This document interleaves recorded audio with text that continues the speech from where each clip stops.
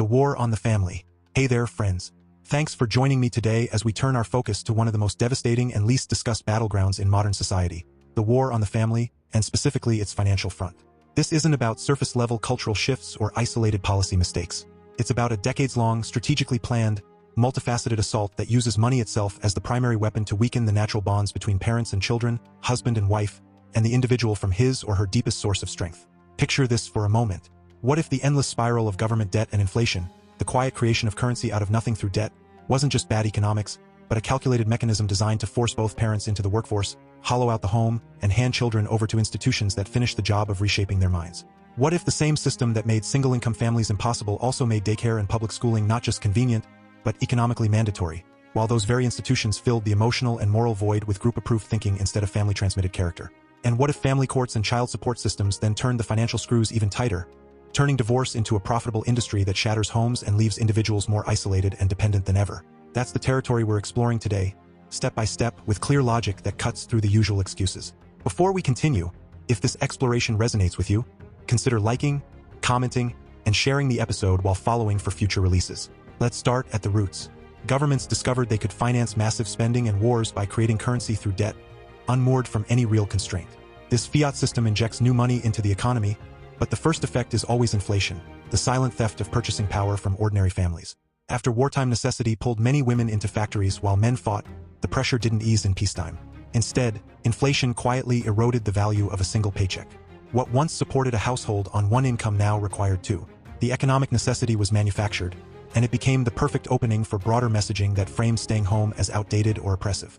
Women were encouraged to see workforce participation as liberation, even as the math made it a requirement for basic survival.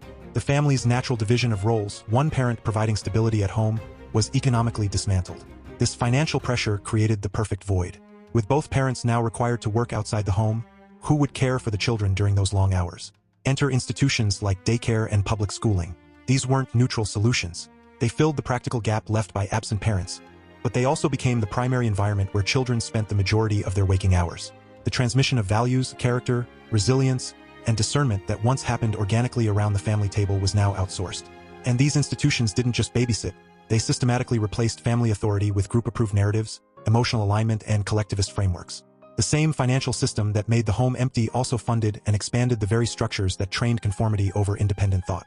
The assault didn't stop at economics and institutions. The jurisdiction system added a legal and financial layer that turned family dissolution into a self-reinforcing machine.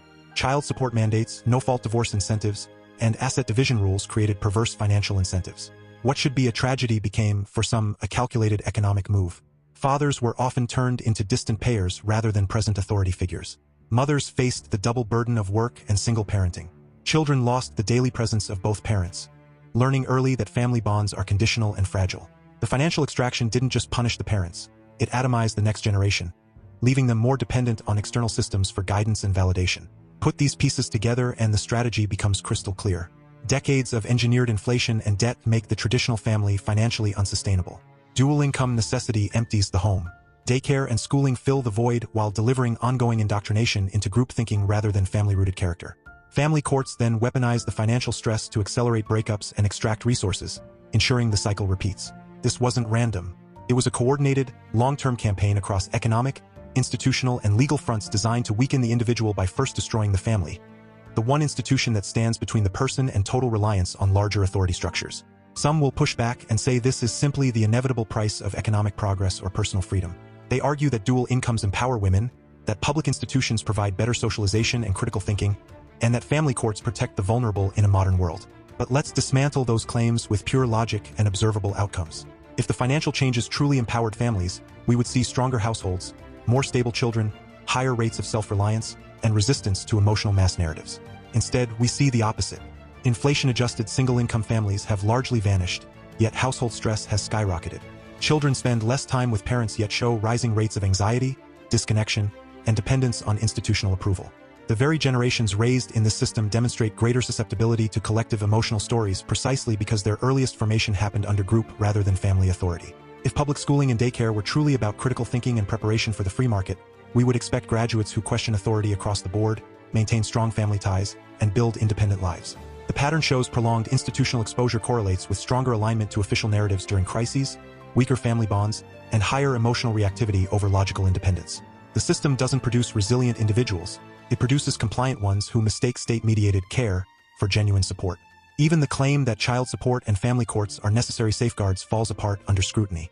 True protection of the vulnerable comes from strong, intact families rooted in mutual responsibility. When the legal system turns every dispute into a financial extraction process, it incentivizes breakdown rather than reconciliation. It transforms parents into adversaries and children into leverage points. The result is more broken homes, more isolated individuals, and more dependence on the very systems that profit from the destruction. Stepping back, the financial war on the family reveals a consistent pattern. The debt and inflation engine weakens the economic foundation. Institutions step in to replace what the family once provided, delivering indoctrination under the guise of education and care. The legal system then enforces the fragmentation with financial penalties that make recovery nearly impossible. Themes of atomization run through every layer: time theft from the home, authority theft from parents, financial theft from the household, and logic theft from the developing mind. The end product isn't freer or stronger individuals but isolated units more easily managed by larger forces. This isn't failure of policy, it's function of design. One early wave of this strategy showed how wartime economic mobilization could be extended into peacetime necessity. Later layers wove in frameworks that treated the family itself as an outdated structure to be deconstructed in favor of collective solutions.